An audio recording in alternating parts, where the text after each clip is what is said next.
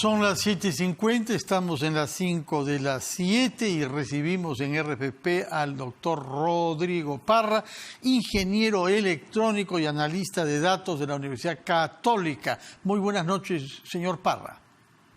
Muy buenas noches. Usted es un hombre de cifras. Le gusta que las cuentas estén claras y que se hable con rigor cuantitativamente. ¿A qué datos presta usted más atención? Es decir, cuando se despierta por las mañanas, luego de ver qué hora es, ¿qué cifra quiere saber? ¿Cuál le parece la más importante para formarse una opinión de cómo está evolucionando la pandemia? Al día de hoy, definitivamente la ocupación UCI y la cantidad de fallecidos diarios. Ya, cantidad de fallecidos está todavía relativamente baja, alrededor de los 60 y tantos por día, mucho menos de los picos que hemos alcanzado. Y sobre ocupación de camas UCI estamos prácticamente al tope. ¿Qué conclusiones saca de esas dos cifras? Una más bien positiva y otra pésima.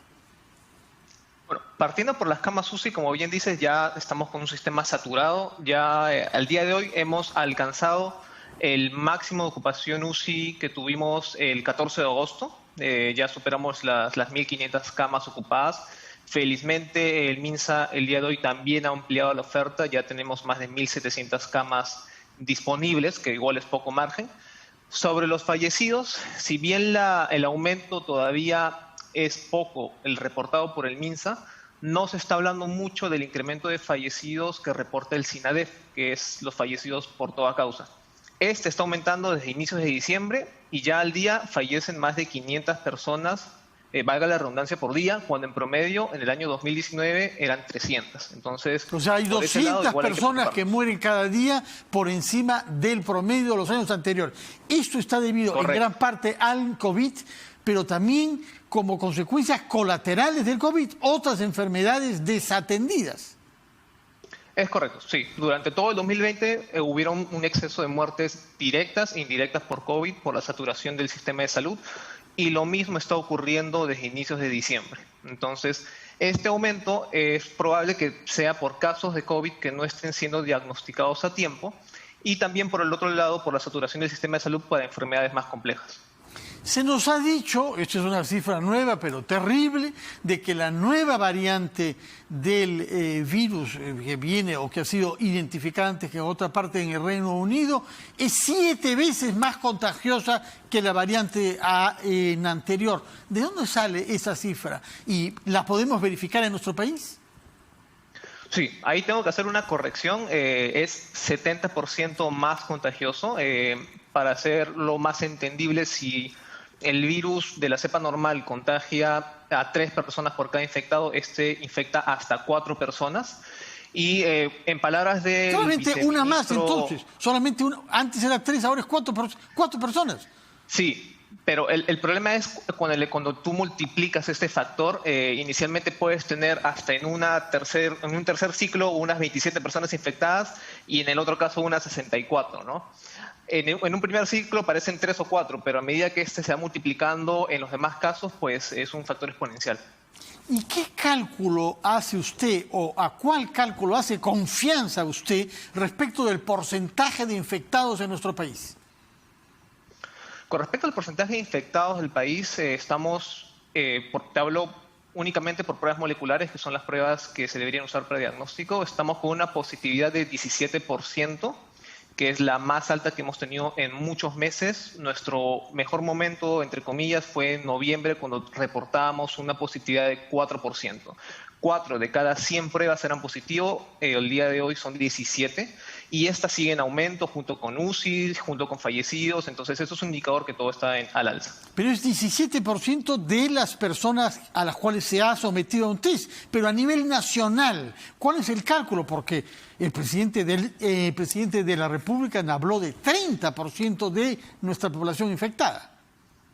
Sí, correcto. Eso es completamente cierto. Este cálculo lo hacen en base a las personas que se tienen registradas como fallecidos. Sabemos que el virus tiene una letalidad con un porcentaje realmente muy bajo, de un 2%, y varía en ese rango.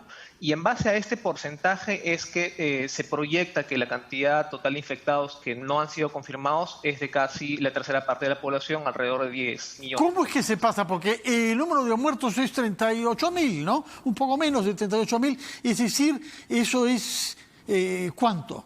0.15% de nuestra población total, ¿no? ¿Cómo Correcto. se pasa de ese bajo porcentaje de muertos en relación a los 33 millones que somos a 30% de infectados?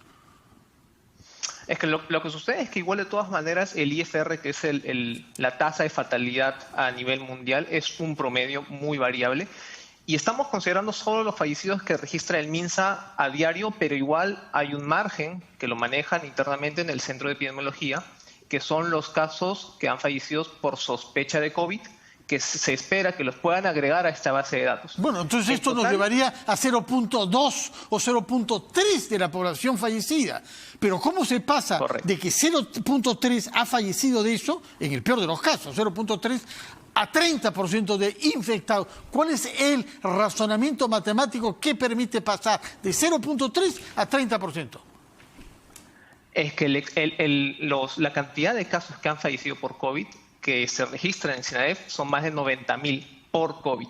Entonces, es muy alejado de los 37 o 38.000. Bueno, 0.3%, pues. Eso es 0.3, 90.000 es 0.3% de nuestra población, grosso modo. Correcto. Pero 0.3 está muy lejos del 30%. No, no. Ahí seguramente hay un error de concepto tal vez, pero de los 10 millones hay que sacar ese porcentaje de fatalidad. De acuerdo.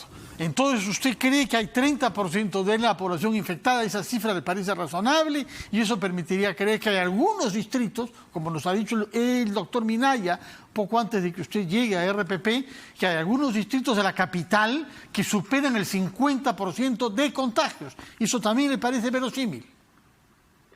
Sí, sobre todo que ya sacaron un estudio donde al menos en distritos muy sobrepoblados como Lima y Callao superaban el 25 o el 30%, y en otras ciudades en diferentes países como en Nueva York, en Manaus, en Brasil, ese también con un 30% se alcanzaba una especie o una suerte de inmunidad colectiva, como lo llaman los epidemiólogos. Bueno, usted nos ha dicho que cuando se despierta por la mañana presta atención a dos cifras: número de muertos y el número de camas UCI ocupadas. Fuera de esas dos cifras, ¿a qué otra cifra hay que prestar atención si queremos tener una visión clara y eficaz para luchar contra la pandemia?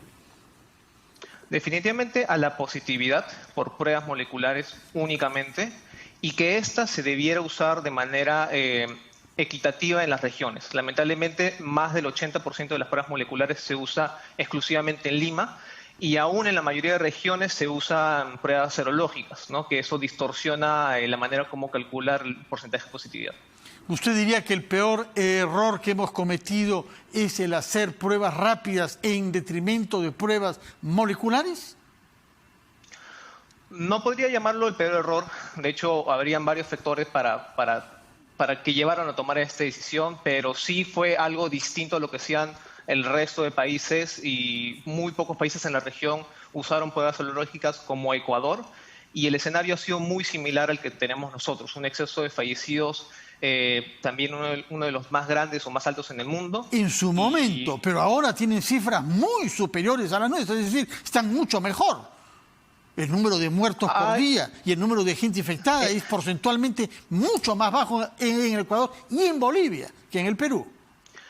Sí, pero ahí tengo que hacer una acotación también, porque en Ecuador se están haciendo muy pocas pruebas y han ido en decremento. En nuestro caso, felizmente desde hace un mes y medio las pruebas moleculares pasaron de un promedio de 5.000 al día de hoy, y que se realizan 11.000 en promedio.